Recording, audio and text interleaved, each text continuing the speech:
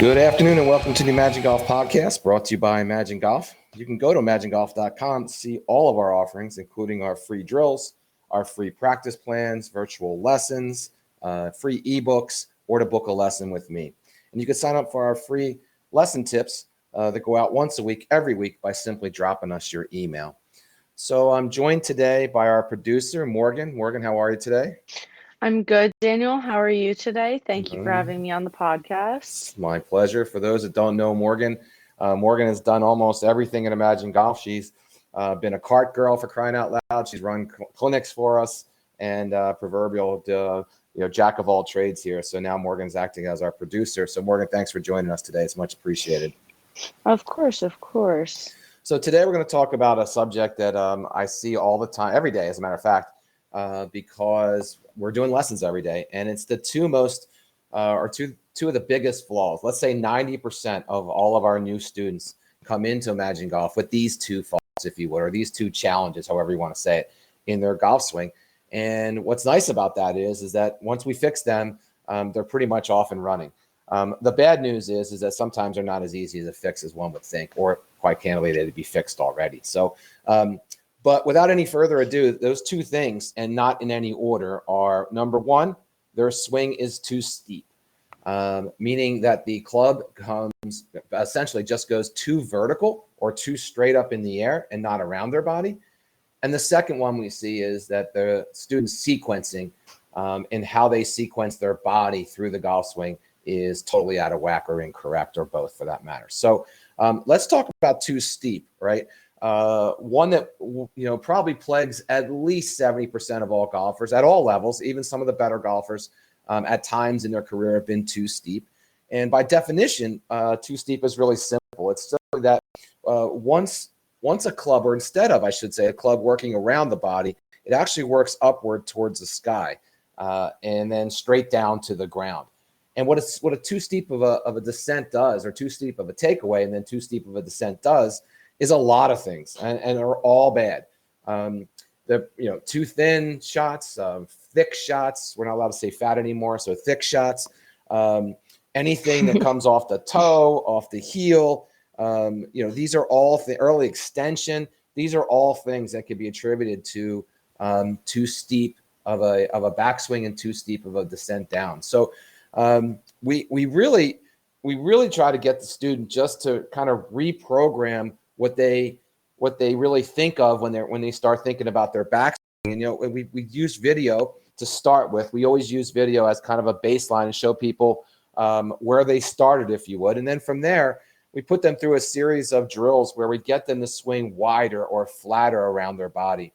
We're big proponents of swinging off the ball without a ball. There's less pressure, and you can do the swing more accurately, if you would, without the pressure of having a golf ball there. So we're big advocates of that. In fact, we've even stole a few things from Hank Haney, in that we have students swing backwards or clockwise around their body, if you would, just to get them a feel of what a flatter, more horizontal swing feels like, instead of this sweet or steep swing, if you would. So one of the big drills that we use to get someone to start swinging flatter, if you would, or wider, you might heard, is that we simply close their stance. We ask the student to take their regular setup. We then ask them to move their foot back significantly, at least halfway back in their stance, and sometimes even more. And that forces the club to come around the body a little bit differently and definitely flatter. And then they swing as normal. So the club comes back. You take your stance, you move your right foot or your back foot back for a right-handed golfer, and then you get set. Weight is distributed evenly across your feet, and then you swing as you normally would. And you're going to notice immediately that backswing is way easier to turn to your right. And because of that, the club starts to lay a little flatter in the backswing, if you would. So that's one real easy way to do it. The other way we do it is we get them on grass and we put two alignment sticks behind them, and right behind them. And we put these alignment sticks in the ground at an angle that's parallel to this shaft. So these alignment sticks are about maybe 1.5 feet apart, and the ball would be in the center of those alignment sticks, if you can imagine. And it's about 2 feet behind the golfer. And then what we ask the golfer to do is just swing down through those alignment sticks without hitting, obviously, either one. And if the swing is too upright or over the top, as an example, it'll gravitate towards the outside stick. And if it's too shallow, are coming in inappropriately, it'll start hitting the inside stick. So it really promotes a proper swing plane, if you would. And before you know it, in just a matter of minutes, the student is starting to swing more appropriate and starting to make way better contact with the golf ball. So it's not that difficult if you know what you're doing, how to get around it, if you would. It is extremely difficult if you don't practice it, because like I tell all our students here at Imagine, if you don't practice what we're learning in the lesson here at least once or twice a week, it's not going to help. You can't just take a lesson and get better you've got to do these things over and over again over time. The sequencing piece, and that's another challenge. I think the number one challenge for people with bad sequencing is they probably don't even know what the proper sequencing is, right? At Imagine, we stick with predominantly with Ben Hogan's teaching in that, look, on the backswing, we're looking for your hands. It goes hands, arms, shoulders, hips. And on the downswing, it's hips, shoulders, arms, hands. So in the backswing, my hands pull my arms back, my arms turn my shoulders, and ultimately my shoulders turn my hips. And a lot of people get that right. I mean, it's pretty easy to swing a golf club back appropriately for our sequencing. But there again, on the downswing, almost everybody gets it wrong. And they start, instead of their hips, they'll start with their arms, or they'll start with their shoulders. And just when you say that out loud, you just know that it's going to produce an inappropriate attempt at the golf ball. So all we do is we get these students and we actually have what's called a swing ring. It's been around since it's probably the 70s, if you would, but it's a huge PVC pipe that's in a circle. We set it at about 70 degrees and we throw the student in there and we get them to swing that club on that ring. And then we ask them to kind of think about how it feels markedly different than what they do. And since it's set at 70 degrees, it's easy to get the proper sequence, especially without a golf ball, and we're doing it in slow motion. So we get them to feel what it feels like to get the club back where it's supposed to at the top of their backswing. And then at the top of their backswing, start down with their hips, shoulders, arms, hands. And once a student understands that, it for whatever reason, it just becomes that much easier. Now, I know there's a ton of people who say, oh, if it's that easy, everyone do it. Look, I get it. But if you don't understand what the process is, you're never going to do it. And if your body can't feel what the proper sequence is, then it's very, very hard to replicate. I can stand behind a student all day long and tell them to do this, turn more, hips, shoulders, arms, hands all day long until they're blue in the face. But if they haven't felt what it feels like, it's really, really difficult to pull off. So that's really it as far as sequencing is concerned, right? We just get the customer or the student to feel what it feels like. We get them to release some tension. A lot of our students are way too tense in their golf swing. And we get them to swing from the inside. Essentially, a golf swing is, inside to inside, right? The club head comes down, or the club shaft comes down. The club head comes to the ball from the inside.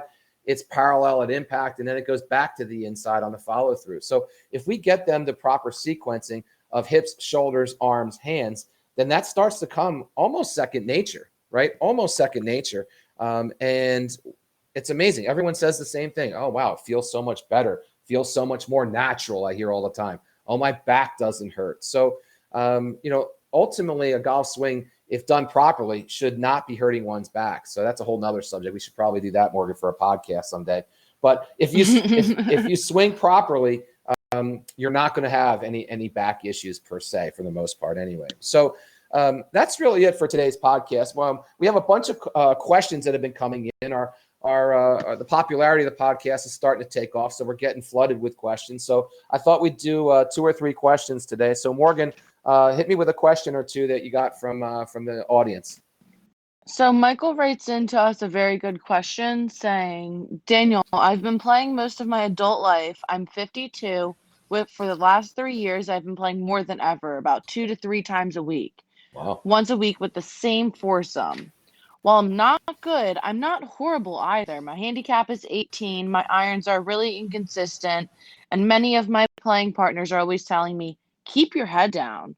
I'm not even sure what that really means. Any help would be greatly appreciated. Can you Nice. speak a little to that, Daniel? Yeah. Is that Michael? Is that what you said? Yes, Michael's what? So Michael, I've taught 10,000 Michaels like this. So listen, it's probably the number one piece of bad advice that playing partners and friends and relatives give to people is keep your head down, right? we never say it at Imagine. No good golf instructor says it, if you would, because ultimately, I always joke with people, look, if you're lifting your head up, if you're picking that would be assuming almost like a turtle would take its head out of its shell and only lift your head. Everything else stays perfectly still. And that never happens in a golf swing. So if someone is ultimately picking their head up, they're picking their entire body up, right? And the body itself, the head doesn't pull the body pushes the head. So when we see that in a student, when we see them moving upward through the golf swing, there's a challenge there. And many times it's caused from your hands, as an example, are coming too close to the body, or the club head, as we talked earlier, is too steep. The swing itself is too steep. And your brain, which is making millions of calculations during, that 0.8 seconds that a golf swing takes, is making all these different connections. And it knows that, hey, that's too steep, man, that's going to hurt Michael's wrists. So we better get out of the way here, and we better stand up a little bit so that Michael doesn't hurt his wrist because he's got a wedding to go to next weekend or something like that. So, so keeping your head down, we always tell people, look, it's first of all, it's not a thing. Second of all, we tell people to keep your eye on the golf ball. Keep your eye on the golf ball and swing away from your body. And if you'll do that, then you don't ever have to worry about keeping your head down per se. All right, Daniel, thank you for that input. And we also had Mary write into us saying, Daniel, I finally made the decision to get better this off season. I'm an average player who plays once a week during the season and about twice a week down south during the winter. I was considering getting new clubs, and my husband suggested I get lessons instead. What do you suggest? Jeez. I suggest I need to start playing more golf. All these students are playing a lot more golf than I am, for sure. So look, I mean, it's almost a setup question for an instructor, right? I mean, I get that question every once in a while, and I answer it always the same way. Like what are you playing now, equipment-wise, right? And if that equipment is so god awful and old or inappropriate for the student, then that's an obvious answer. They need to get better equipment. If the equipment is average or better, then lessons. It's just a no-brainer, right? I believe that if you know what you're doing or have a better understanding of how to do it, you'll be better at it, right? I mean, simply, if you ever had a role model in anything you did in life and you just watch somebody that's good at what they do, you're going to get better. So lessons, many times, just set people in a appropriate direction, if you would, for their game, and when we're not talking about, the lessons that are like online where they're, real generic and all things for everybody. We're talking about a specific golf lesson with a golf professional. You'll get better, and you should get better right away. So, none of this stuff, oh, I took lessons and I don't get better. I didn't get that better. I got worse or whatever. I heard that every once in a while. Well, you didn't take a lesson from me, and you didn't take a lesson from anyone out on staff at Imagine Golf, I assure you. So, Mary, I highly agree with your husband. Get some lessons under your belt. By the way, once you get a better swing, it's easier to get fitted appropriately for golf clubs.